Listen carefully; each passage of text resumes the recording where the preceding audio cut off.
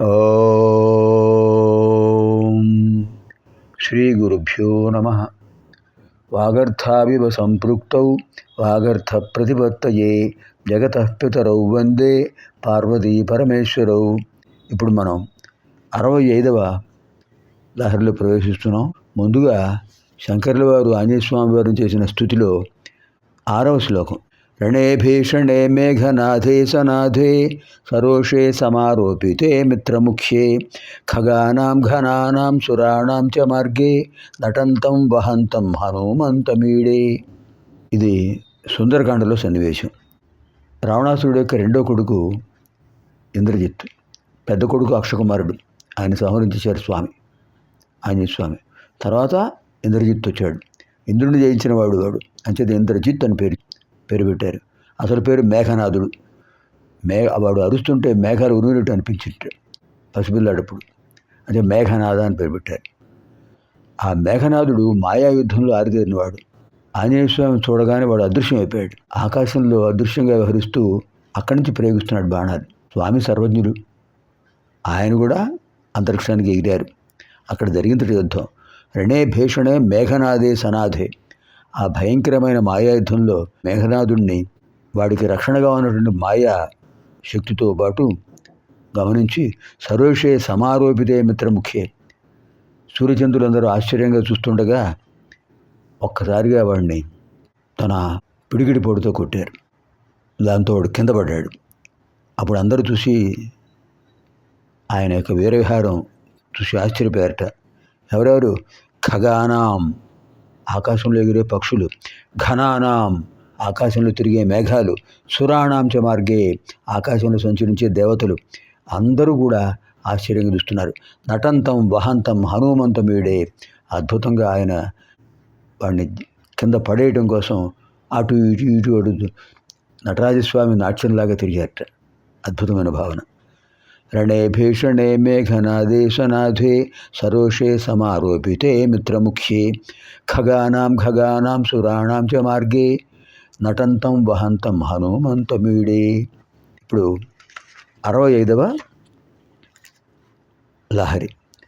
వక్షస్థాడన శంకయా విచలితో వైవస్వతో నిర్జరా కోటీరోజ్వలరత్నదీపగళికా నీరాజనం కుర్వతే దృష్ట్వా ముక్తివధూస్తనోతి నిభృతాశ్లేషం భవానీపతే యచ్చేతస్తవ పాదపద్మభజనం తస్యేహ కిం దుర్లభం.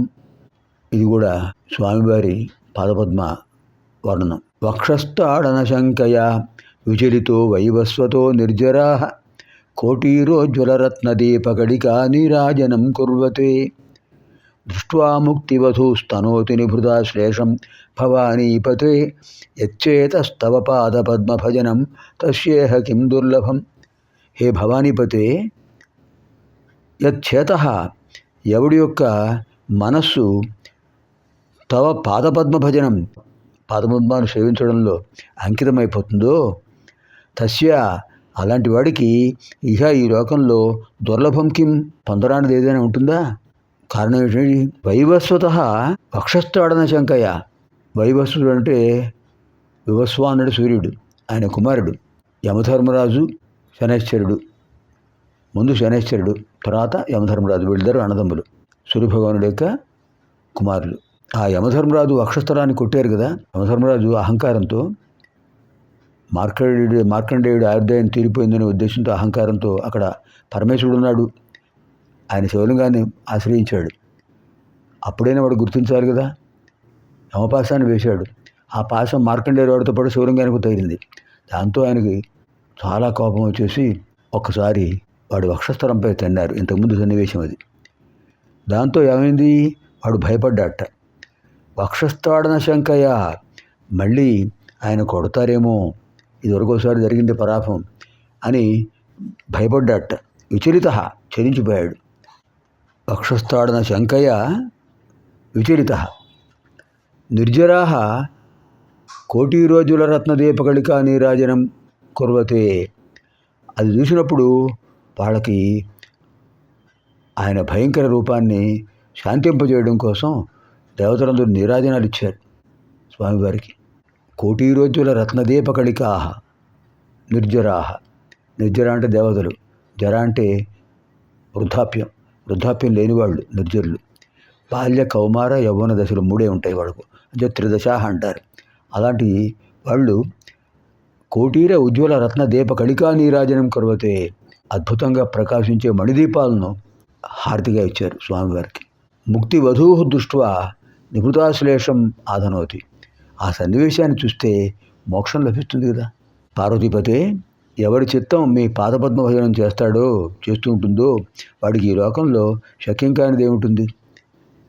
యముడు కూడా పూర్వంలాగా మార్కండేయుల వారి దగ్గరికి వెళ్ళినప్పుడు ఎలా మీరు తన్నారో వాడు గుర్తొచ్చి యముడు రాడు శివభక్తుడి దగ్గరికి, మీ పాదపద్మాలు సేవించేవాడి దగ్గరికి. అంతేకాదు దేవతలు కూడా స్వామివారిని శాంతింపజేయడం కోసం, అప్పుడు మిమ్మల్ని శాంతింపజేయడం కోసం తమ కిరీటాలలో వెలుగొందే రత్నాల దీపాలతో నీరాజనం చేశారట. ఇంకా మోక్షం సులభంగా లభిస్తుంది మీ భక్తుడికి. అద్భుతమైన భావన. వక్షస్థాడన శంకయా విచలితో వైవస్వతో నిర్జరా కోటీరోజ్వలరత్నదీపకళికా నీరాజనం కుర్వతే దృష్ట్వా ముక్తివధూస్తనోతి నిభృతాశ్లేషం భవానీపతే యచ్చేతస్తవ పాదపద్మభజనం తస్యేహ కిం దుర్లభం. మీ పాదపద్మాలు సేవించేవాడికి అన్నీ సులభమే.